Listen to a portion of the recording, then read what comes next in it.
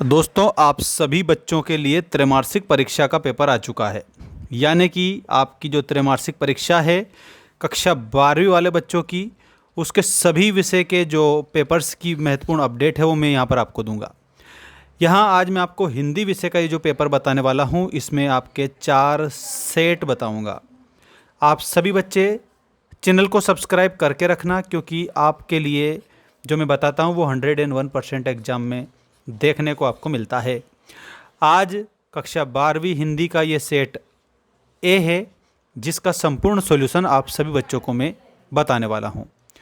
और आपको एक बात बता देता हूँ, यदि आपको नोट्स चाहिए, सभी बच्चों को डिजिटल नोट्स चाहिए, सभी इम्पोर्टेंट क्वेश्चन पेपर्स की अपडेट चाहिए और वीडियो कोर्सेज चाहिए, तो इसके लिए आप सभी बच्चे ऐप को डाउनलोड ज़रूर करना। आइए स्टार्ट कर लेते हैं। आज का हमारा इस पेपर का संपूर्ण सॉल्यूशन ये रहा आपका क्वेश्चन नंबर 1। सही विकल्प चुनकर लिखिए वाले में पतंग कविता इनमें से किसके लिए प्रसिद्ध है। आपके ऑप्शन है प्रतीकों के लिए, चित्र विधान के लिए, व्यंग्यार्थ के लिए या फिर बिंब विधान के लिए। तो पतंग जो कविता है, इसमें आप सभी स्टूडेंट्स को याद रखना है, इसमें बाल मनोभाव का बड़ा ही मनोरम चित्रण किया है। बिंब विधान के लिए ये प्रसिद्ध है। अगला प्रश्न है, कौन सा रस सहृदय के हृदय में उत्साह का संचार करता है। अब यहाँ पर आपको सभी बच्चों को याद रखना है, उत्साह के बारे में आपसे पूछा है। करुण रस का स्थायी भाव होता है दोस्तों शोक। श्रृंगार रस का स्थायी भाव होता है रति। वात्सल्य का होता है वत्सल। और यहाँ पर वीर का दे रखा है, वीर का आएगा उत्साह। तो यहाँ पर आपसे यही पूछा है कौन सा रस हृदय के हृदय में उत्साह का संचार करता है, तो इसका उत्तर हो जाएगा वीर रस। वीर रस उत्साह का संचार करता है। अगला क्वेश्चन है, बाजार दर्शन पाठ का केंद्रीय भाव है। यानी जो बाजार दर्शन पाठ है जैनेन्द्र कुमार के द्वारा लिखा गया पाठ है। तो इसमें बाजारवाद के बारे में हमें बताया है। बाजार कब जाना चाहिए, जब मन खाली ना हो तब बाजार जाना चाहिए। वे अच्छा खेला परंतु हार गया, ये वाक्य है। तो ये किस प्रकार का वाक्य है, ये आप सभी बच्चों को संयुक्त वाक्य बताना रहेगा। संयुक्त वाक्य आपका आंसर इसमें करेक्ट हो जाएगा। आप सभी स्टूडेंट्स के लिए जो ऐप मैंने बनाया है दोस्तों, आपके लिए है। ऐप की लिंक मैंने डिस्क्रिप्शन में दे दी है। आपको यदि नोट्स चाहिए ऐसे धांसू, तो आप जल्दी से जाके ऐप को डाउनलोड कर लेना, लिंक मैंने डिस्क्रिप्शन में दे दी है। क्लास 12th वाले बच्चों के लिए डिजिटल प्रोडक्ट के रूप में सारे नोट्स अवेलेबल हैं। वेबसाइट भी मैंने दे रखी है, वेबसाइट पर जाकर digital product class 12th Hindi देख लेना, मिल जाएगा। अतीत में दबे पाँव पाठ के आधार पर कोठार किसके काम आता होगा। तो कोठार दोस्तों अनाज जो होता है ना, अनाज उसको जमा करने के लिए काम आता है। और कोठार दोस्तों एक और बात बता देता हूँ, कोठार में आपको सभी बच्चों को याद रखना है, कोठार होता है गारा की कोटी। गारा की कोटी यानी कि गारा मतलब होता है दोस्तों मिट्टी। मिट्टी से बनी हुई जो अनाज जमा करने के लिए कोटी होती है, उसको कोठार यहाँ पर बोला है। और ये सिंधु घाटी की जो सभ्यता है उसमें अनाज जमा करने के लिए यूज़ की जाती थी दोस्तों, क्योंकि सिंधु घाटी सभ्यता सबसे पुरानी सभ्यता मानी जाती है। और आपको एक और बात बताता हूँ, गांव में बहुत सारे ऐसे गांव थे, लगभग भारत के सभी गांव, जिसमें अनाज को जमा करने के लिए वही गारा की कोटी यूज़ की जाती थी, मिट्टी की कोटी। इनमें से कौन सा पत्रकार का प्रकार नहीं है। आपके ऑप्शन है पूर्णकालिक, अंशकालिक, संवाददाता और फ्रीलांसर। अब एक बात बताता हूँ, इसमें संवाददाता जो लिखा है ये पत्रकार का प्रकार नहीं है। बाकी जो पूर्णकालिक है, पूर्णकालिक इसका मतलब समझिएगा आप सभी। पूर्णकालिक में फुल टाइम जो पत्रकार होता है उसको पूर्णकालिक बोला गया है। और इसके बाद में अंशकालिक जो है, अंशकालिक को बोला जाता है पार्ट टाइम, ठीक है। और इसके बाद में फ्रीलांसर जो है ये स्वतंत्र होता है, ये फ्री रहता है, ये कहीं पर भी लिख सकता है, इसको फ्रीलांसर बोला जाता है। ये पत्रकार के प्रकार हैं। संवाददाता पत्रकार का प्रकार नहीं है। अब हम आगे बढ़ते हैं, देखिएगा यहाँ पर सही विकल्प रिक्त स्थान वाले आ चुके हैं। तुमने खालिस्तान को सहूलियत से बरतना कभी नहीं सीखा।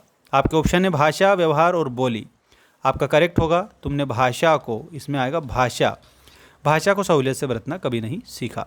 अगला प्रश्न है श्रृंगार काल का अन्य नाम है, तो श्रृंगार काल का अन्य नाम है रीतिकाल। रीतिकाल को श्रृंगार काल कहा जाता है। काव्य में बिंब को माना जाता है, तो बिंब को शब्द चित्र माना जाता है, तो आपको क्या लिखना है, शब्द चित्र। नेक्स्ट है बाजार में एक है, तो दोस्तों प्यारे बच्चों बाजार में एक जादू है जो आपको अपनी ओर आकर्षित करता है। बाजार में क्या है, तो आपको याद रखना है बाजार में एक जादू है। ठीक है, बाजार में क्या है, तो बाजार में जादू हो गया। अगला क्वेश्चन देखिएगा, जब एक ही शब्द की पुनरावृत्ति होती है तो शब्द कहते हैं। तो जब एक ही शब्द की पुनरावृत्ति होती है उसको पुनरुक्त शब्द युग्म कहते हैं। दोस्तों ये सब आप सभी बच्चे याद रखिएगा। ठीक है, पुनरुक्त शब्द युग्म, पुनः उक्ति होती है इसमें, ऐसा सभी बच्चों को याद रखना रहेगा। ठीक है, तो यहाँ पर आपको खाली स्थान में ऐसे लिख देना है। नेक्स्ट है आप लोगों की देखा देखी सेक्शन की घड़ी भी हो गई है, तो सुस्त हो गई है, इसमें आपको सुस्त लिखना है, सुस्त हो गई है। संपादकीय को की आवाज़ माना जाता है, तो संपादकीय को अखबार की आवाज़ माना जाता है, तो इसमें आपको अखबार लिखना रहेगा। ठीक है, ये आपका करेक्ट आंसर हो जाएगा। अगला क्वेश्चन है सही जोड़ी बनाकर लिखिए वाला। यहाँ पर सही जोड़ी में देखिएगा कविता के बहाने, तो साथियों कविता के बहाने में कुंवर नारायण आपका उत्तर हो जाएगा। इनके जस्ट आगे आपको लिखना है कुंवर नारायण। इसके बाद में अगला दिया है महाकाव्य, तो महाकाव्य में कामायनी जयशंकर प्रसाद का महाकाव्य है, तो यहाँ पर आपको जयशंकर प्रसाद भी सीखना है। ठीक है, अगर अच्छे से सीखे तो आपको अच्छे नंबर मिलेंगे। भक्तिन महादेवी वर्मा का संस्मरणात्मक रेखा चित्र है, तो इसके आगे आपको लिखना है महादेवी वर्मा। नेक्स्ट है आपका अर्थ के आधार पर वाक्य के प्रकार, तो अर्थ के आधार पर 8 प्रकार होते हैं, रचना के आधार पर 3 प्रकार होते हैं। जूझ का मतलब होता है संघर्ष, और जूझ जो है डॉक्टर आनंद यादव जूझ से आप मिला देंगे। विशेष रिपोर्ट का जो प्रकार होता है इसको बैकग्राउंडर कहते हैं, तो यहाँ पर आपको क्या लिखना है बैकग्राउंडर,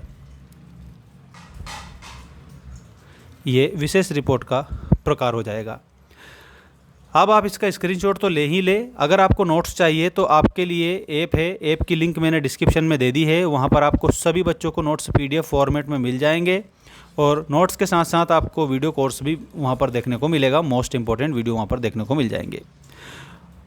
अगला क्वेश्चन देखिएगा, निम्नलिखित प्रश्नों के उत्तर एक शब्द एक वाक्य में दीजिएगा। पहला क्वेश्चन, राम की शक्ति पूजा कविता के रचनाकार कौन है, तो यहाँ पर आपको आंसर में लिखना है निराला।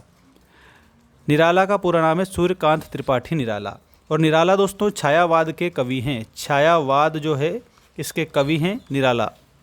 अगला क्वेश्चन देखिए, विस्तृत कलेवर वाले काव्य को कहा जाता है, क्या कहते हैं, महाकाव्य कहते हैं।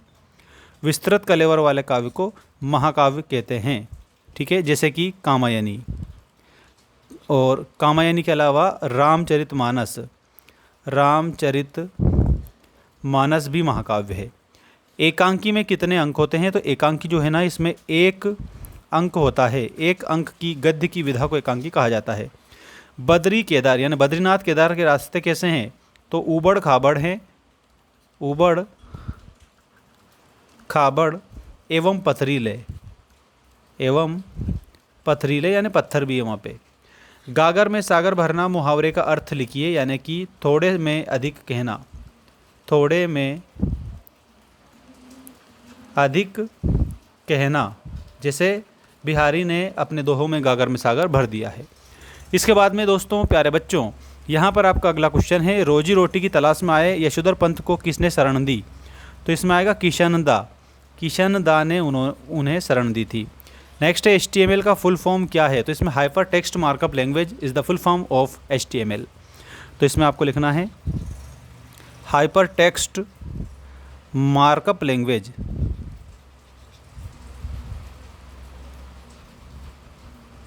ये आप लोगों का HTML का फुल फॉर्म हो जाएगा। और अब आते हैं हमारे सत्य असत्य क्वेश्चन की ओर, तब तक आप स्क्रीनशॉट लेके और चैनल को सब्सक्राइब जरूर करें। अगला क्वेश्चन ये रहा आपके स्क्रीन के सामने, देखिएगा यहाँ पर, बच्चे दिशाओं को डपली की तरह नहीं बजाते हैं, दोस्तों इसमें आपको लिखना है असत्य, क्योंकि बच्चे दिशाओं को डपली या मृदंग की तरह बजाते हैं। ज्ञेय मुक्तक को प्रगीत भी कहा जा सकता है। दिस इज़ वेरी करेक्ट, यानी कि आपको इसमें सत्य लिखना है। शिरीष को अवभूत कहा है। अवभूत नहीं होता है, अवधूत होता है, यानी कि इसमें आपको असत्य लिखना है। नेक्स्ट देखिएगा, लोकोक्ति को कहावत भी कहते हैं। ये बात बिल्कुल सही है, इसमें आपको सही आंसर बताना है। लोकोक्ति दो शब्दों से मिलकर बनी है। देखिएगा कौन से दो शब्द, दो शब्दों से मिलकर बनी है, याद रखना, दो शब्दों से। दो शब्द कौन से हैं? तो जो पहला शब्द है वो तो है लोक, और दूसरा शब्द है उक्ति। अर्थात जो लोक में प्रचलित उक्ति होती है उसको क्या कहा जाता है? उसको लोकोक्ति कहा जाता है। लोक में प्रचलित उक्ति को लोकोक्ति कहते हैं। दोस्तों ये दो शब्दों से मिलकर बनी है, लोक प्लस उक्ति। मनोहर श्याम जोशी को साहित्य अकादमी पुरस्कार से सम्मानित किया गया है। तो दोस्तों इसमें लिखना है सत्य। और मनोहर श्याम जोशी को 2005 में साहित्य अकादमी पुरस्कार से सम्मानित किया गया था। नाटक की मूल विशेषता समय का बंधन बिल्कुल ना होना है। तो इसमें आपको लिखना है असत्य, क्योंकि नाटक में समय का बंधन होता है। यह सत्य आपका हो जाएगा। अब इसके बाद में ये जितने भी क्वेश्चन दे रखे हैं, जो 2 अंक के हैं, 3 अंक के हैं और 4 अंक के हैं, अगर इनके सभी सेट के आपको आंसर चाहिए तो इसके लिए आपको ऐप को डाउनलोड करना होगा। ऐप की लिंक मैंने डिस्क्रिप्शन में दे रखी है। मात्र 199 रुपये में आप लोगों को कोर्स मिल जाएगा हिंदी विषय का। या मैंने सभी विषय के कोर्स को मात्र 199 में कर रखा है। जिसको जो चाहिए वो प्राप्त कर सकता है और अच्छे से अच्छे नंबर अपनी परीक्षा में लेकर आ सकता है। सभी बच्चे ऐप को डाउनलोड जरूर करिएगा, क्योंकि वहाँ पर मैंने आप लोगों के लिए जो एनुअल एग्ज़ाम है उसको टारगेट करके, यानी कि एनुअल एग्ज़ाम 2027 को ध्यान में रखते हुए सब चीज़ें बनाई हैं। वैसे त्रैमासिक परीक्षा के लिए जो मैं वीडियो अपलोड कर रहा हूँ इसमें से आपके 101% क्वेश्चन देखने को मिलेंगे। दोस्तों आप सभी बच्चों का बहुत बहुत धन्यवाद। मिलते हैं नेक्स्ट वीडियो में। जय हिंद, वंदे मातरम।